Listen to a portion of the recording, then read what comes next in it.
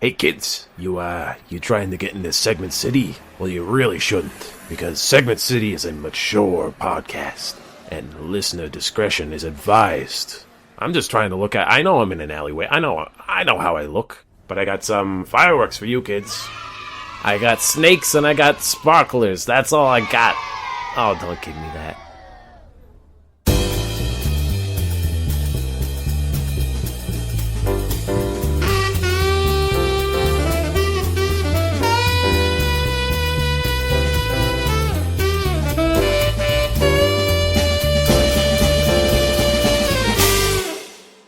Well, I got a movie review for you, and it's going to deserve a crack in a... There we go. Yeah, let's just get that going right now. Discord did kind of cut that sound out. That's great, though. It's going to be on. It's going to be in the recording, so it's really good.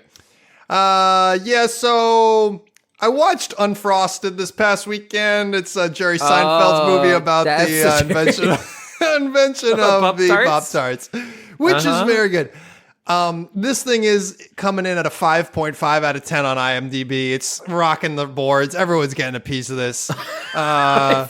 I feel like I'm on the street corner right now being like ranted at by a drunk man who just cracked open a brewski. Get back in. Did you ever hear Jerry Seinfeld? Very funny man. I loved him in the 90s. That was great. 10 years ago. And if you're loving Jerry, you're loving this movie. Let me read you some of the cast members. All right, we got Jerry Seinfeld, obviously. All right, let's just go down the list here. Directing debut. Christian Slater's in this thing. Christian Slater's in this thing. Okay. Jim Gaffigan's in this thing. Hugh Grant's in this thing. We got. Let me just scroll. Amy Schumer is obviously in this thing. Okay, just a lot of comedian. Yeah. Who else we got? Scrolling down here, killing time. I did hear it was a star-studded absolutely affair, but now I'm Jack kind McBrayer of from 30 Rock fame. James Marston is in this thing. He's in anything. Yeah, he's in all the things. We got Peter Dinklage in here. We got Bill Burr. Yeah. Wow. We got Ronnie Chang. Yeah, he's in here.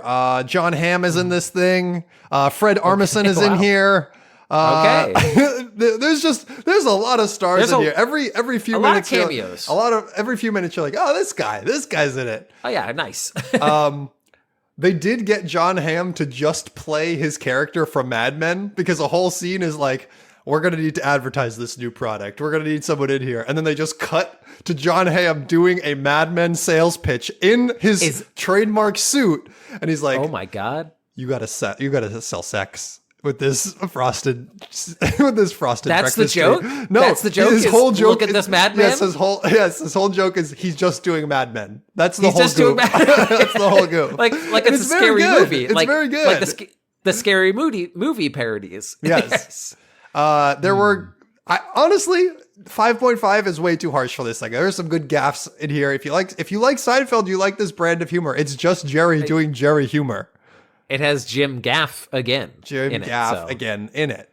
The whole plot is that he works at a cereal company, and then one day he finds some children in the dumpster of a competitor's cereal company, and they're eating children, and the children are eating delicious goo and cookie bits, and he finds out that the competitor company is putting these cookie bits and goo together to form a frosted treat a la Pop Tart. A jam-filled treat.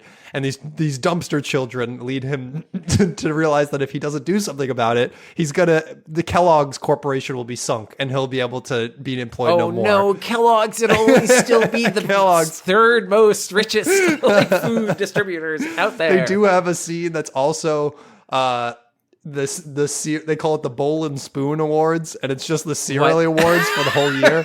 And Kellogg's wins every category, and they're like, we don't have to worry. We just won every award at the Bowl and Spoon. And they're like, we own the Bowl and Spoon. We pay them off. Of course, we won everything. Just very good. I would say if you got nothing else going on in here, give this one a look. Give this one a look. It's a fun one. I'm gonna say that's not a good. That's not. It's much better than a 5 out of 5. 5.5. It's legitimately had some fun laughs in there. I liked it. It's better than watching paint dry. Theo Sapacos. I would say it's even better than watching paint get put on the wall. I'd go that far. Jerry Seinfeld's a weird weird guy. I mean, that's not, I don't think I'm that bold by saying he's a weird guy. I do think that he, at this point, feels a little bit quaint. I haven't really kept up with like, well, he's a little antiquated. And cars. He's a little antiquated. Yeah. So it feels weird. Like he does, I feel like, have flights of fancy, but his flights of fancy are like, I'm going to make a advertisement for Kellogg's. Like that's I mean, he's kind of basic. Yeah. I don't know where this idea came from. It's not based on any true story. Like it's very clearly not. They didn't get real. The idea from children in a dumpster.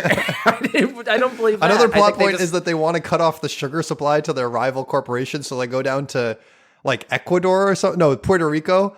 And they meet up with like a sugar supplier called El Sucre, and he controls all the sugar. And so they cut off their sugar supply, but they're like, El Sucre loves being entertained. So he brings in a ventriloquist. And then the ventriloquist tells a really bad joke, and they like haul him off, and you hear a gunshot. Oh my God. And then later they walk by, and it's the ventriloquist is on the ground, and the puppet was the one that got shot. It's very that's stupid. It's very good. That's like an airplane bit, like a Zucker Brothers kind of bit. But like at least with those, it's like constant. Like you it's a little like register the last one when you get to the next one. There are kind of throwaway jokes in there where like they're like, we're not even going to try on this one. Just if you get it, you get it. We're moving on. Yeah, I enjoy that, but I also feel like when it comes to star-studded casts, it can either go in the direction of. Do you remember all those like? There were movies that were like, I think like Valentine's Day, a lot of holiday movies where it's just like, and this has Ryan Reynolds, and it has Taylor Swift. Oh, that was, what was it, Bullet Train? Was that the one that had like all the fucking people in it? No, Bullet Train had Brad Pitt and stuff. I thought it had more than that. It had some people, but it wasn't like star-studded. It wasn't like, oh, and here's Channing Tatum coming in. Like, there might have been like cameos. There's like Bad Bunny in. Yeah, there was Bad Bunny. Exactly. There was like Lady Gaga was in it apparently. No, what? Who is she? I've seen that movie. I don't know. She says she's in it. I just look it on Google. That's another movie that it's like, if you don't got anything going on, it's a good watch. It's a good Sunday afternoon. This is just a weird, but like I feel like. Post-COVID, though, those movies before COVID were kind of like, oh, they're probably giving them a big paycheck to be in this movie. Yep. And now it's like, it feels almost desperate post-COVID. I'm like, can I be in your Pop Tarts movie, please? I don't got anything going on. It's just I feel like, honestly, it's more just like the content mill is now so fast that these things become relevant and then they disappear forever and you never hear about them again. Yeah, that's. I had forgotten about this until you're talking about it now. This one was a lot better than I thought. When we did the pitch for it, it was like Jerry Seinfeld's doing what now, and then he came out with this, and it was like, okay, it's actually a thing. Like, yeah. Well, good for Jerry Seinfeld. Good for you. Good for Jerry. Good for me watching a movie on a Sunday. I've just been watching Murder, She Wrote with my girlfriend, and every fucking episode is the same and yet a little bit different because she's always had 10 billion nephews and nieces. Just like, oh, I'm going to go into Boston to see my nephew. Oh, there's a murder. Let me figure it out. Another one. Are you serious? On my day off. All right. Yep. And you know what? In Segment City, all of our crimes are solved by crime authors. They solve it and then they write a book about it immediately after. Whoa. That's a nice little cottage industry. A little Alan Wake thing going on. Well, my name is Will Kane, and you know what? I've been writing in a new journal, Theo, and you know what it's called? It's called Death Note. And I'm writing your name in it. Don't do that. Stop that writing right now. Stop that man. Stop that man. Stop his hands from writing the words. And I'm Theo Zapakos, and I'm just a little boy in a dumpster who's going to fulfill the dreams of children around the world. Yum, yum, yum, yum. Give me that goo. Give me that goo. And this is a podcast in which Theo and we dumpster dive our way through the internet to all your favorite websites like Amazon, Wikipedia, etc. We collect them all into segments, and we present them to you. And Theo, we're going to start with a Will Stupid Thought. You know how there's some directors and artists and stuff that put in hidden and not so hidden references to their fetishes? Mm-hmm. For example, Quentin Tarantino is the first thing that comes to me. Yeah, with the feet thing. I wonder how many times in everyday life people just kind of slip references to their fetishes into day-to-day operations. Because I went to a wedding, and I was introduced to a person that I had heard of through the grapevine. Now, this person, I had forgotten most about him. He was wearing sunglasses inside. So he looked like a Secret Service agent. Was it a trying to look cool thing, or was it, what was it? Forgot he was wearing sunglasses. Forgot? What do you mean forgot? I think kind of basement dweller. I sometimes do this when I go on walks. Like sometimes if you're inside take them all day. right away. Yeah, it's tough to hard transition into full blaring sunlight. But during the night, this guy showed me a picture of a Pokemon. And then in that moment, I remembered his nickname, which is Furry First Name. Right. I'm going to call him Furry Mark. I remember that he was called Furry Mark. And then I went, is this the thing? Is this the fetish? This must be it, right? Did he just show me his fucking fetish thing at a wedding? It's not great. You feel like an unwilling participant. Like, you got to ask me about that first before you bring me in on that. Just give me a heads up. But there's got to be I've actually heard this about certain professions in a very negative light because I was listening to a thing that brought up necrophilia, which is and that there's a lot of people in paramedics and first responders who are a little too into it. That's not good. This is not good, but it's also these are the people that run into buildings to save people. So they are doing good for society, I suppose. They're heroes. But I thought you were going to do something a lot more innocent, like a baker who's a little too into baguettes. Oh my, look at this. Oh no, it's a little too hot. There goes the baker with his tray, like always. And he's just like, oh my God, this fucking tray is so laden down with rolls, Drew. They look like ass cheeks and boobies. Thick like cake, because it is. Thick like cake. There's a fetish for arbophilia or something that I think trees? is the fetish for trees. And I've always wondered if those people could walk through a forest without freaking out. Wow. if they'd be sweating, just oh my God, that one is beautiful. Do you think there's anybody who has arbophilia was born in Manhattan and has never seen a forest and just doesn't know? Hey, what's this? Oh my God. Oh my God. That beautiful brown light pole what is this? Beckoning to my heart. I can't believe this. I love this pole so much. Why does it smell like air fresheners everywhere in here? Hey, that's what the shape is, a pine tree? I didn't think that was a real thing. I thought that was pink lemonade. That's not real. Wake up, kid, you're dreaming. But anyway, that was just things that or balloon artists. Balloon art, if you get into balloon art, I think you kind of have to be into it. Balloon stuff. There's absolutely balloon popping. No. Yeah. Oops, I popped another one. Listen, you're getting high. You're blowing your own supply if you're popping them. You're supposed to be folding them and you're selling them. That's the whole point. I think it's the tension, the build up and the release of a popping balloon. And also people like the sound. I don't know. People are into fucking I just brought up how they're into trees. Yeah, I'm really into throwing firecrackers at my feet because I love the sound. But that's why it's also it's anything or in everything that people could be into, and you never know. And so I now put this fear into your hearts, fear of listeners. God. Yeah. And we don't have to talk about this anymore. We can move on to the next segment. I don't want to hear about it. My first segment. Is that what you're waiting for? Pregnant pause for my first segment? Well, my first segment is making a transition. You're yelling at me. My first segment comes from thetakeout.com. Thank you as ever to the Takeout. Alive and better than ever. And this one is entitled, Yes, There Really Is a Burger King with a Roller Coaster on Its Roof. Do you know about this? I'm sorry. No, I don't think I would try. On a roof? On the roof. So you'll fall even further. Yeah. Were you falling to begin with? If you fall off a roller, you're definitely going to die. Oh, I see. If you happen to be loitering on the roof of a Burger King, then you're going to fall even farther. You're going to fall even farther. Yeah. Okay. If it breaks down, and it will break down, you're going to fly even further down. Anyway. Here goes the article.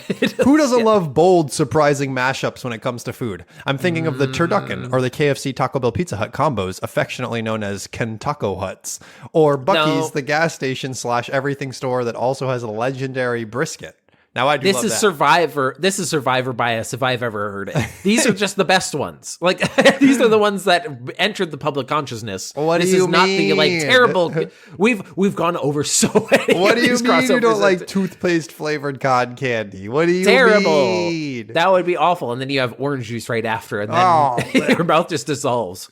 But just a 10-minute walk from the Ontario side observation deck of Niagara Falls, you'll find a Canadian Burger King that approaches the idea of a culinary mashup a little bit differently. In a menu sense, it's the same as other standard issue BKs. A fully operational roller coaster on its roof is what gives it epic mashup status. The coaster is called the Frankencoaster, and it's part of the neighboring House of Frankenstein, a haunted house attraction that also boasts a massive Frankenstein holding a burger on its facade. I'm sorry. I didn't. Okay, I was not expecting this to be a combination Taco Bell KFC-esque, but with a Burger King and a Frankenstein museum. All I'm saying is, if you sell your air rights to the Frankenstein museum next door, you gotta know that they're gonna use it. Yeah, you gave. Oh my God! You sent me a picture. This looks incredible. like Six Flags. Come on. This 100% looks like Six Flags. This is a boardwalk somewhere. I was not expecting this. It's only 10 minutes from Niagara, so it's not that far. It's not that, it's surprising. Also, I should have known it was in Canada. I always feel like Canada, whenever I go there, is just a little bit off. And I feel like this seems like the most American shit of my whole life. What are you talking about? Well, yeah, I suppose, but also just like having a roller coaster on a roof is weird. The thing that really tips it off is that in the photo between the Burger King and the Frankenstein Museum, there is a sign that says Beaver Tails, which is very Canadian. That's why I was like, this is some boardwalk somewhere, because one block down is a Madame Tussauds. I know for a fact. The coaster is only a small part of the larger combo here. Taken in full, it's a roller coaster atop a Burger King that's also connected to a massive haunted house. That's a fucking afternoon. I mean, come on. Theo, okay, this is very important.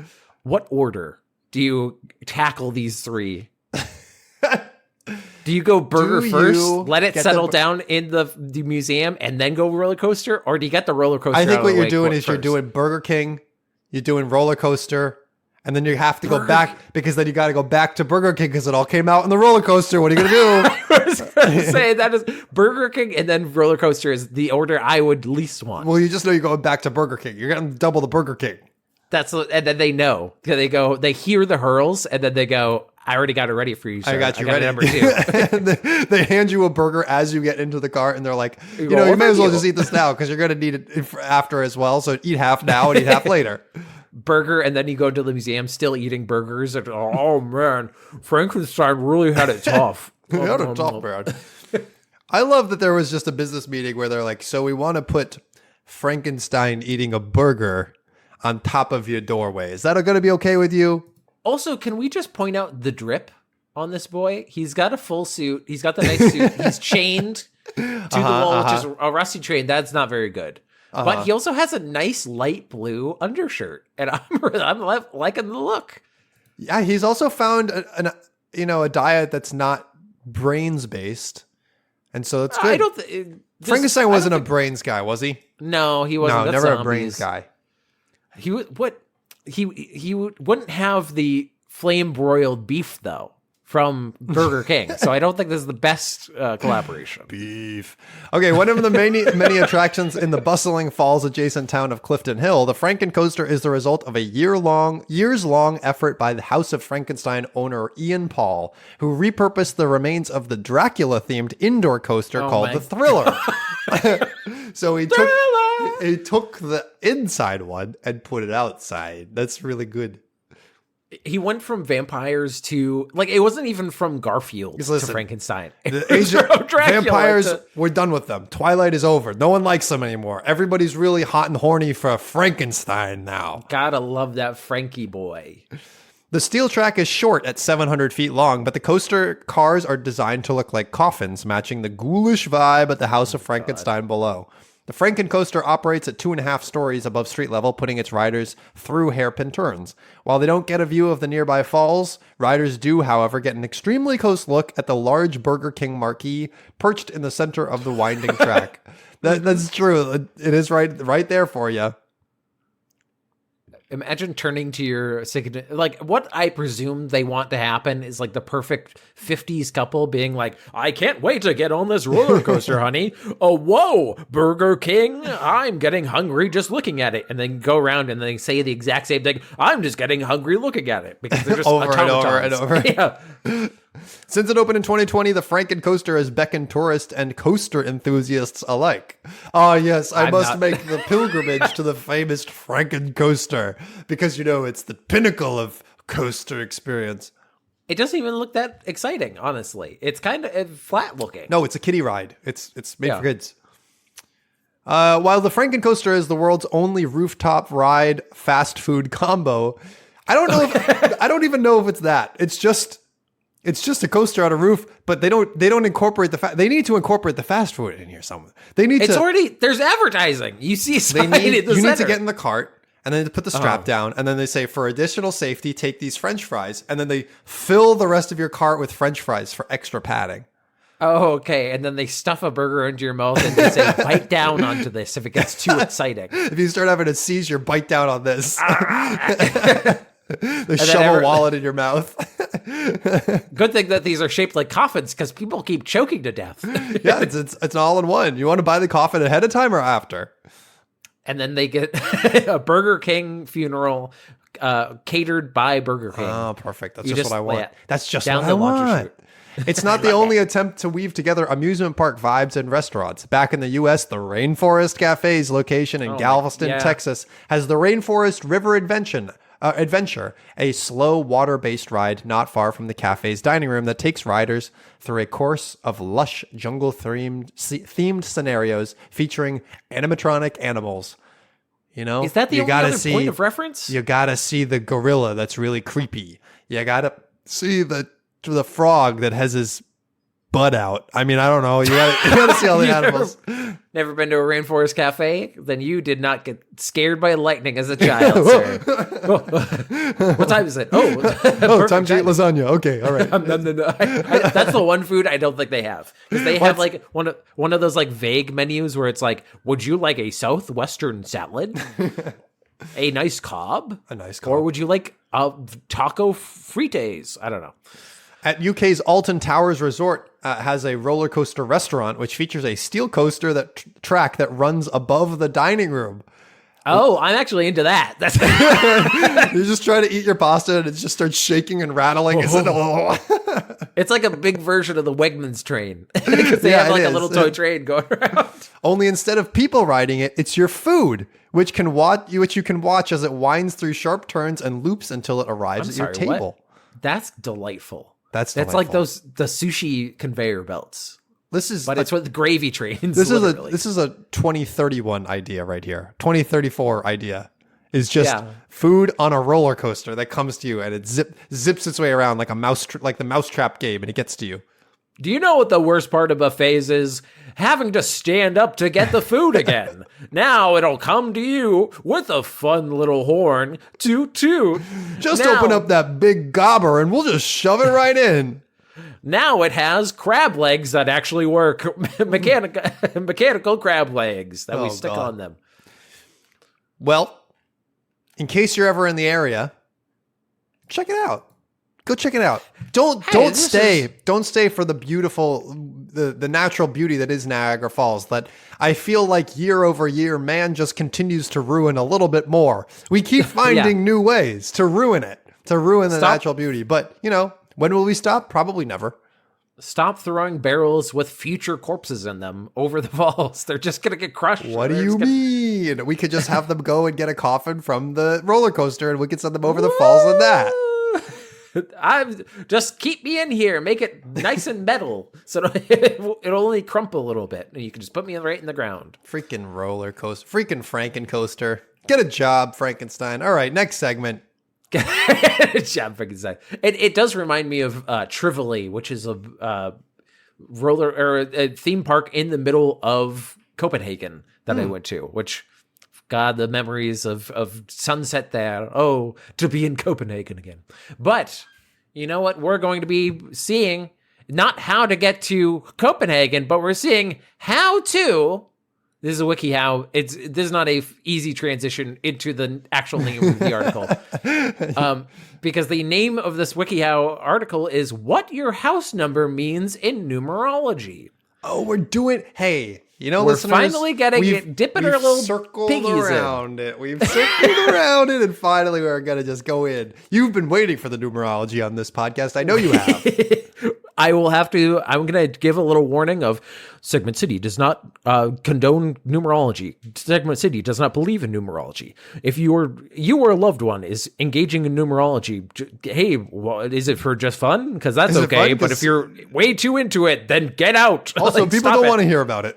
Yeah, nobody wants to hear about it. Unveil the spiritual potential of your address with a quick calculation. For people who don't know, numerology is basically like assigning some kind of value to numbers.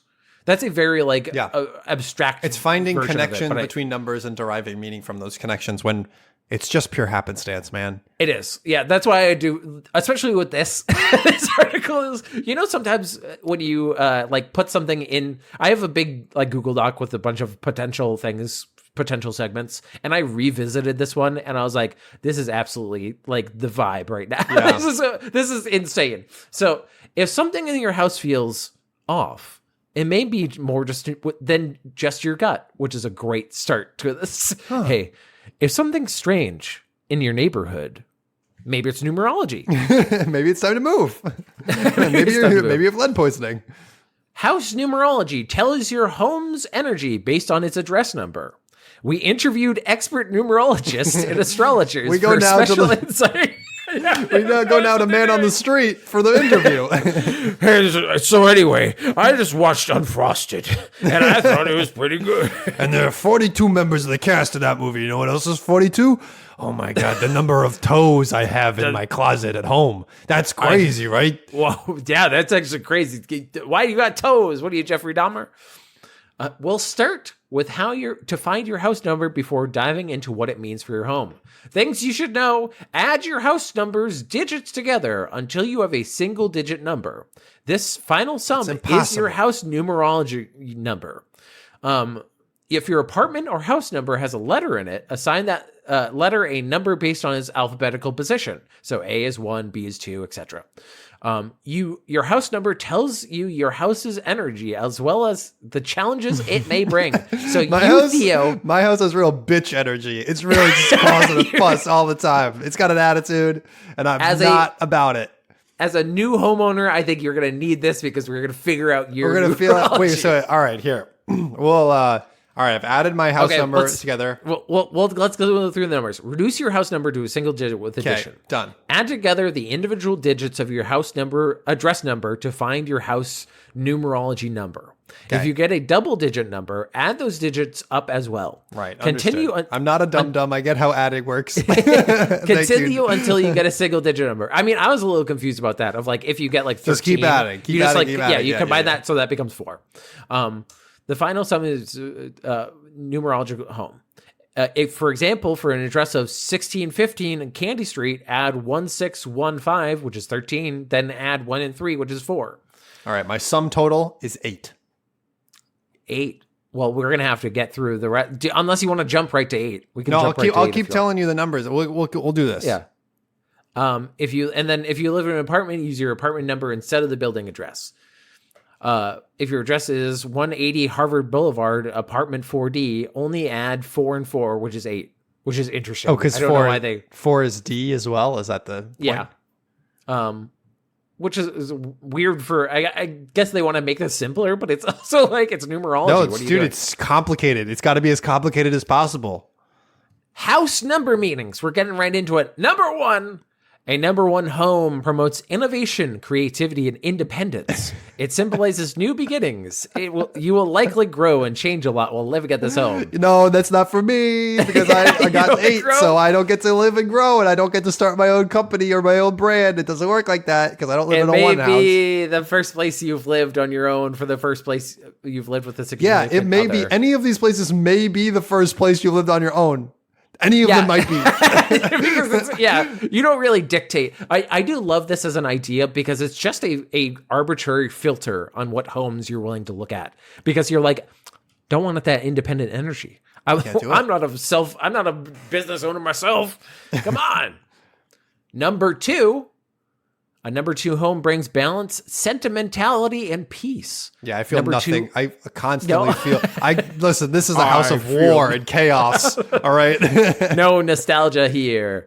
Number 2 homes are often decorated with sweet photos of loved ones and host a lot of cozy nights in. Well, obviously mine doesn't fit because I got a big Frankenstein on the front of my house, so they're not cozy when I'm staying in. Hey, he's got a big burger that's kind of cozy, sentimental. It's a great place for best friends, young couples, or new families to live together. That feels like 90% of people. Like, whatever they also say that so shit. far they've said number 1 may be the first one that you lived in, and number 2 is a good place for young couples. So which one is it, WikiHow? I don't know. Number 2 houses are also emotionally powerful, which may cause sensitives among their inhabitants. If you live in a number 2 house, set healthy boundaries. I'm breaking out in a rash. Oh, what is it? Is it because you live in a number 2 house? Oh my God, you're right. Honey, I was getting really into numerology, and I think that's the cause of your rash. is the number 2. Number 3. A number 3 house is all about parties, romance, and fun. Number 3 houses radiate a cheerful, creative, and friendly energy. They bring a low level of commitment, making a number 3 house the perfect short-term spot for spontaneity and adventure. So if you live in a number 3 house, just trash the place. Fucking party house, dude. Party, dude. We're networking here. We're party housing. So you need to balance it by a lack of focus or discipline. So people living in these homes may overspend or struggle with self-confidence. Whoa. Focus on positive thoughts and practical choices.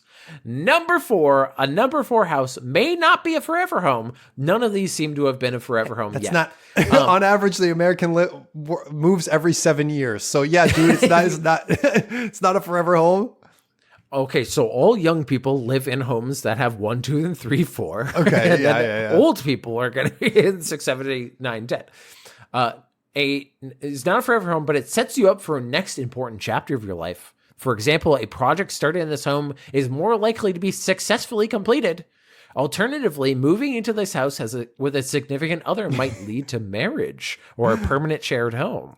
Honey, what are you doing? I just picked up Warhammer. I figure if I'm going to start a hobby, it may be in this house. I know it's the 5th hobby I've started this week, but still, may as well just keep starting things, you know. Do they have esports for Warhammer? Because I'm in it now. I'm in it now. I'm successful. I would love if somebody miscalculated and they're like, oh my God, I'm in a number 4 house. And then they go, oh, I actually missed 1. So I'm in a number 3 house, which is party house, like complete party house. I thought it was going to be stable, but no, it's fucking party house, dude. Number 5.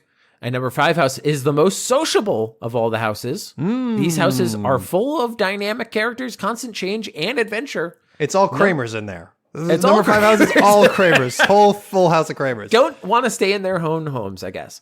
Number 5 houses are also great for parties where more is always merrier. If you're into travel, new experiences, or changing routines, number 5 home will be good for you. That doesn't sound like me. That sounds like, listen, I like to stay in my lane. No parties, no fun, no nothing. They have a warning, which I feel like is almost like the warnings that you get for like haunted dolls and stuff on eBay, where it's like number 5 houses are not suitable for most people, as they may cause you to ignore practical needs and overindulge in food, alcohol, or sex. So you might just be banging more here, and not everyone can handle that.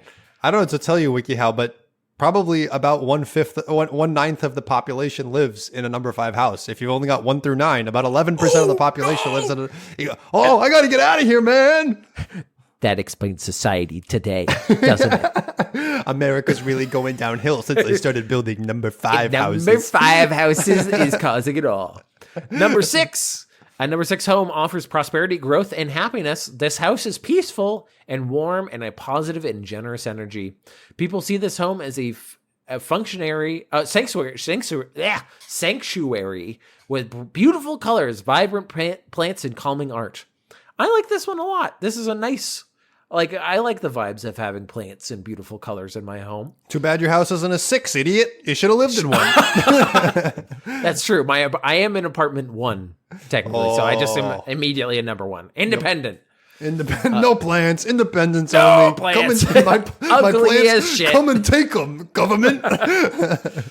It's great for creative couples or families with pets or children. So that if you think you're creative or you're a family, then you may be good for a number 6 home. It's related to family and responsibility. So you got to spend time on others. Number 7. A number 7 home provides an escape from the outside world. That is the point of a home, my friend. Yeah, you're not outside if you're in your house. That's a fact. Their energy is mysterious, introspective, and spiritual. Picture a mountain cabin or a yoga studio tucked away in a foggy beach town, or a house with an attic that has a mummified cult leader. Oh, it could be any of those. Every house. You can't find anybody's address in Salem, Mass, because they're all number 7. I am the ghost of the witch's past, and I think this house has a weird vibe. This is a party house. I'm in the wrong house. Wow, party it up. They're great for tranquility, reflection, and spiritual exploration. It's also good for yoga coaches and therapists to host clients. It won't be good if you want to party or socialize, though, so keep that in mind. Number 8. Here we go. Big moment. Big reveal. A number 8 home promotes expansion and growth in all areas of your life. That means that you're going to get fat, my friend. Let's go in all areas. My neck is going to get bigger. My thighs are going to get bigger. But the house is somehow going to grow mightier and bigger as it consumes other houses. Oh, my God. Choose a number 8 home if you're looking to start a family, grow a business, or improve your financial situation. This sounds a lot like number 1. This is a very... I think that's weird because everyone's trying to improve their financial situation, aren't they? Isn't everybody going to be scrapping over the number 8 houses? Theo, are you saying that this is just vague enough for anyone to apply their life to this? That's right. I cannot believe that. You're right. I do want more money. This must be me. Number 8 homes are ideal for entrepreneurs, athletes, influencers, or other people who are trying to expand an area of their life. With more stuff, though, comes more want of stuff. So this means you're going to become a Scrooge McDuck. I'm just going to become one of those people on TikTok that just orders things from Temu all the time. That's going to be me. And this house is going to be filled with crap. Just for the little dopamine hit as somebody knocking on your door. As you spend your money and success grow, keep your priorities straight and balance work with loved ones. Number 9. A number 9 house is a sacred place full of peace and bliss. The purpose of this home is to share harmony and sanctuary with others. People who live in a number 9 house also value community and connections outside their home. Once again, that's not for a house. Community. That's why I live in an 8 house. It's all about money with me. And Theo, you want to know what the karmic numbers in numerology are? Yeah. 13, 14, 16, and 19. If one of these numbers show up as a sum in your house numerology calculation, your home has a karmic debt. That doesn't mean anything bad about your home, but you may have an extra obstacle to overcome. Wait, if it doesn't mean anything bad, excuse me, you don't get to say, hey, you have extra debt, but don't even worry about it. It's totally fine to chill. We brought this thing up to you. You might have gray mold in your home, and you're like, oh, what do you mean gray mold? It's fine. Don't worry about it. Don't even worry about it. It might just be super spores in your throat and lungs. Number 19 is linked to laziness and self-indulgence. Number 14 indicates an excessive enjoyment of life using tools like food, alcohol, and sex to avoid responsibility. Number 16 represents... Are you telling me that a taco is a tool that I can use to enjoy life? What are you talking about? I'm not trying to escape life. I'm just trying to escape the hunger in my gaping hole in my heart. Well, I'm expanding everything, so it's coming my way. Number 16 represents challenges like difficulty developing meaningful relationship or sabotaging existing relationships. Number 19 may show previous patterns of being a bully or hurting others for one's own game, Theo. What? Who, me? And we have also master numbers in numerology, which are 11, 22, and 33, which they just see the two of them. They just see they go, that's powerful. Doubles. If you arrive at any of these three numbers before reducing them to single digits, they may intensify both the benefits and challenges of your home. Number 11, home, represents spiritual healing and intuition, reflected in the astrological 11th house of hopes, dreams, wishes, and community efforts, as explained by expert astrologist Angel Idealism. Literally, her name is Angel like an idealism. Excuse me, Miss Dealism? I have a few questions for you. Master number 22, homes are spaces to develop mental strength. Master number 33, homes signify protection and blessings.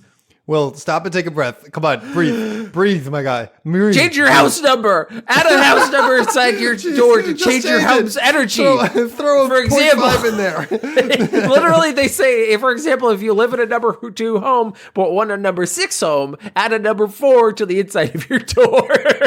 That's not how it works. That's not how it works. So it'll add it up. It'll be great. And that's the end of this. So you just tell people that you added a 4 to your address, and they're like, oh yeah, just look it up on Google Maps. It's fine. It'll get you right there. I have filled your mind with nonsense, Theo, and now you must return the favor. Destroy me with your next segment. No, numerology is dumb. I hate it. It is. Now come up with another stupid segment. I'm also not an astrology guy. This feels all in line with just generic assigning meaning to nothing. Expert astrologists. Experts. It's the same. It's the same experts they got for the Kentucky Goblin documentary that I watched. Remember that? I talked to you about it. Anyway. Well, anyways, I guess that brings us to my next segment, which takes us from gazing into the stars and the wonder of the universe down underground. Oh, what's and it's time to wake up and smell. Oh. Listen, my house number is Wait, hold on. I was going to ask you, what's your house number? You stole the joke already. You know, I'm sort of an entrepreneurial, fun spirit guy. And, you know, my dungeon basement is full of quirky things. And I've got a lot of plants and stuff, but they're all black and gross. Sentimentality in here, though. What are you saying? Everyone loves my house. I have all my friends over. We're partying, fun times. All my fun taxidermy friends. You're getting a little Tommy Wiseau of like, so much fun. Having good times. But this, of course, is the Taxidermy Shoppe, in which I bring Will, the finest taxidermy in the land, and he must guess the prices. It's a number 7 home. Your numerology is number 7 because that's an escape from the outside world, which and also is mysterious. Isn't that interesting? That's the same number as yours. That's interesting. Oh, what? Interesting. No, what? No, it's not. No. Well, it's about to be because you're staying. Okay. Oh, no, all right. no. This is, of course, our first entry into today's shop. On display, we have real taxidermy hamster on all fours with two blonde doll heads oddities. No, wait, 2 doll heads? I don't like that because that you makes do me like think that it's fine. Don't think about it. This is holy fucking shit, dude. Where do you find these things? What your algorithm's so fucked, dude. This is genuinely disturbing. Okay, for everybody at home, have you ever seen the hit movie Toy Story? And how there's the character Sid, who is the bully character, and he has a bunch of amalgam toys. This is one of those on crack because it is an actual fucking taxidermy hamster with 2 little blonde baby doll heads that are smiling like, we're coming to get you. Like, literally, it has no head. It's the Shining Twins, but on the body of a hamster. But they're not facing forward. They're facing sideways. No. Here's an item description from the seller. Real taxidermy hamster on all fours with 2 blonde doll heads, oddities, bad taxidermy, weird art, weird oddities, freak nightmare fuel. Yeah. This is a real taxidermy hamster that is on all fours and has 2 blonde doll heads like some nightmare chimera. Might be haunted. Dunno. See for yourself. You know. Might be haunted. The real story behind this piece is just that the hamster head is being used elsewhere, and I didn't want the body to go to waste, so I came up with this nightmare fuel for your viewing pleasure. Oh, thank you. Thank you for that. Oh, man. Will, there's stiff competition here. One person watched this in the past 24 hours. I'm going to immediately get to the price so that you could post something else so it'll push it out of the Discord view. $35. It's $45. It's not even that expensive. Would have made you buy it. Yeah, that would have been crazy. And that maybe, of all the ones, this might be the one I would have bought for you, and you would have had to deal with it. No. It's buying for you. No, it's not for me. I'm the one selling it. You still have deer nunchucks or whatever to buy. You have not bought any of this shit. All right. Coming in at number 2, we have Taxidermy, a possum upcycled doll. Oddities Possum Traditional Taxidermy Creative Tee. Here's your little image for you. Wonderful. Oh, we love this. I don't like it because the perspective on it and the lighting almost made it look like it was a full-sized. Like like it's at a garden party. Yeah, they're holding it outside, like in front of grass, but the perspective on it made it look like it could either be very small or like very big. It's full size for you. It can just stand in your hallway. I don't want it. I don't want it like that. I don't want it like that. Like a big bear. How they have the big bears with the arms out and stuff. No, I don't want that for possums. This is a possum. This is in the category of let's decapitate this poor creature and put it on a doll. And put it on a fucking Victorian doll on a nice purple dress. Nice purple dress with like the doily kind of lacy pattern, a fur collar, like it's nice and fancy, and a little hat. And the eyeballs have obviously been changed because they're like almost anime, like they're kind of eyes, very sparkly. Yeah, it's like ooh, but it's not ooh because it's a fucking opossum with a painted pink nose. Like it's gross. This is a real traditionally taxidermied opossum head that has been mounted onto an upcycled doll. The head is not mummified or freeze-dried. This has a very spoiled rich girl, and she can judge you silently while she makes fun of your outfit later. Very Veruca Salt, but in Violet Beauregard's colors. The doll is wearing a velvet purple jacket, a faux fur trim, and gold embellishments. I darred parts of the skirt to look for a more dramatic look. I also added black lace to the skirt to further enhance the drama of the piece. She has a pretty little dark purple bow with gold embellishments on her head. The doll comes with a metal stand to keep it upright on your table. You know, because you're putting it on your table as a centerpiece to talk about with all your good friends in your number 5 house. Now, Theo, I didn't know how prophetic my Will Stupid Thought would be of this is somebody's thing, right? This is who's to say why this would you put it in the middle of the table unless you're like, well, this could be your thing.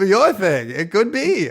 Come on, bring it up. I put it in the middle of the table. You. Oh, isn't she beautiful in her... Step into my twisted world. Beautiful dress. It's so nice and velvety, isn't it? She just is such a minx, but really she's a possum. Oh. Anyway, when's the orgy start?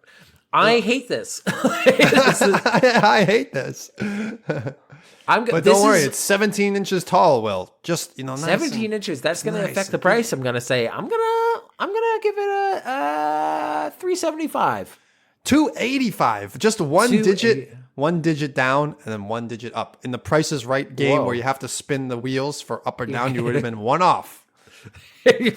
But if you put a 1 behind the Price is Right wheel, it'll balance it. Different energy. Different numerology. Now you're really getting it.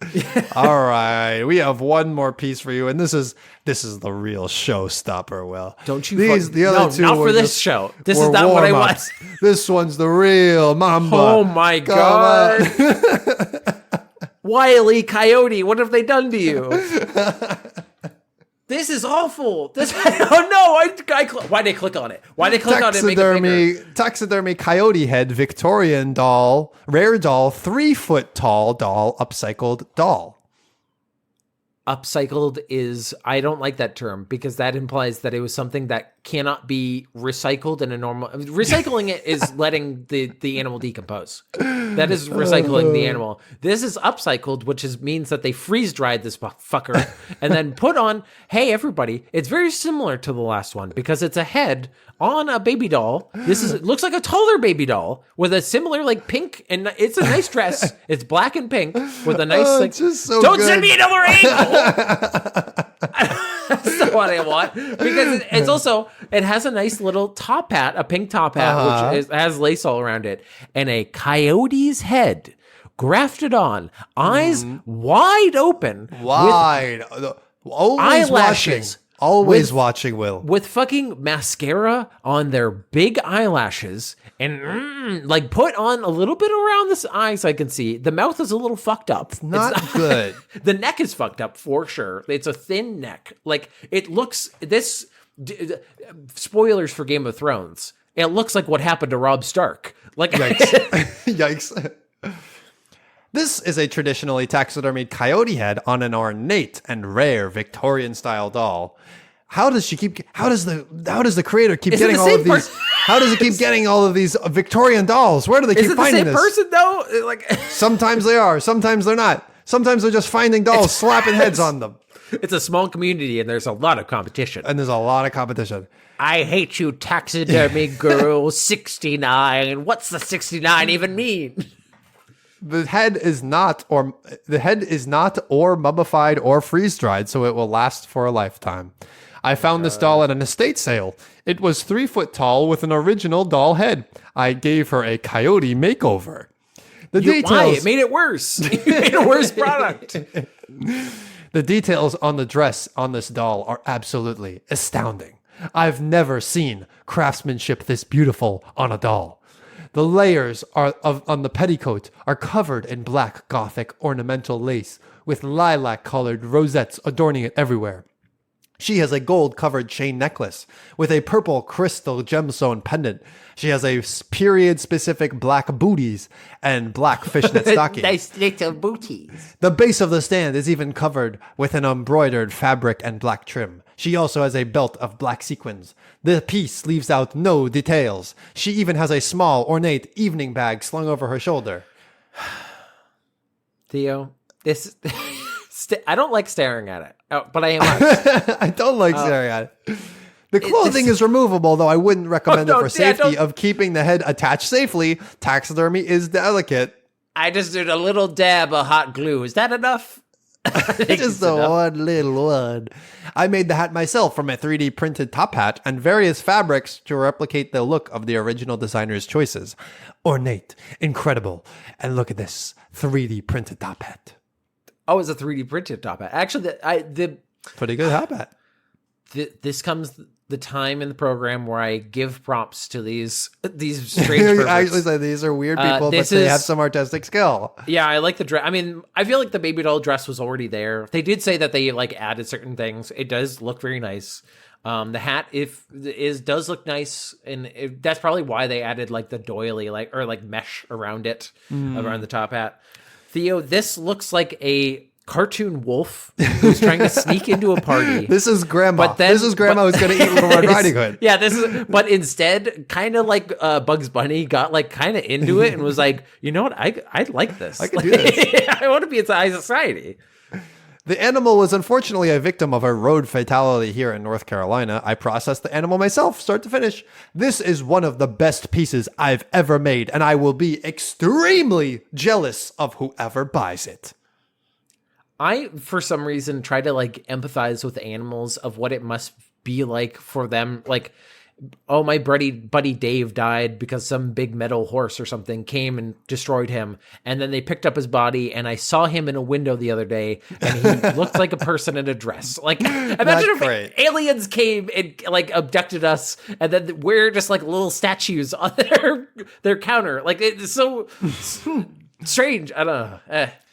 People can do whatever they want. Taxidermy is a whole industry, but this one in particular, I feel like it's especially. This is one of the best pieces that has ever been made. Will, tell me how much? $450. This one is coming in at a healthy $600. Wow. And before you say wow, shipping on this one, $197. Yeah, because we got to deal with all the vomit bags from the FedEx employees once they peek in. Do you think that's what FedEx people are doing? Just peeking in the packages and going, oh, look at these. I know what you're getting. Hey, it's a box of tacos. You're revealing that all FedEx. I know about FedEx employees is from horror movies where they go, let's look inside the spooky package. Oh, don't do it, Dave. And then they get killed. Except this time they would be like, oh, what? What's going on here? All I know about the delivery folks is that they get to a haunted house and the house is shaking and rumbling. And they go, should I do a wellness check? Nah. This is a monster house. Survive ever seen? It's fine. Well, that brings us to the end of the Taxidermy Shoppe. You once again leave empty-handed. You break my heart. Lisa, man. You're breaking my heart. Aw, shucks, man. I'm sorry. But I gotta go. I gotta get back to my house that is tranquil. I've done the numerology. It's tranquil as fuck, dude. It's so I'm gonna go. What's the number for spooky houses that have lots of dead animals in them? That was, I think, 7. Let me look up the. Let's look up the chart. Yeah, go to the chart, please. Number 7's the spooky, mysterious. Okay, spooky houses that have lots of dead animals. Good. Yeah, okay. I'm number 7. Okay. Well, I'm gonna sneak out of here, and looks like we're at the end of the podcast, Theo. Oh, geez. Yeah, we got there quick. I know it's tough to think that it's at the end. Just in time, because I just kicked my can. Look at that. Oh, wait. You finished.